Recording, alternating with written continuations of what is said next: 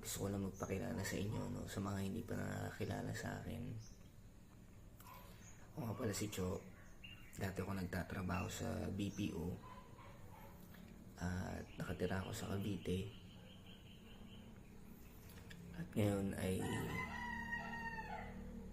nag-move na kami dito sa probinsya, sa Baler, Aurora, para makapagsimula ulit, para maasikaso yung mga lupain dito ni Ermat.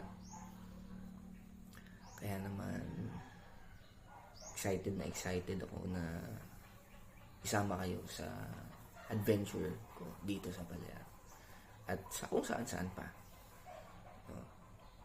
Yun, sana supportahan nyo ako. Don't forget to like, subscribe, and share mo na rin yung videos ko para makarating sa marami. Yan, maraming salamat at magandang umaga ulit.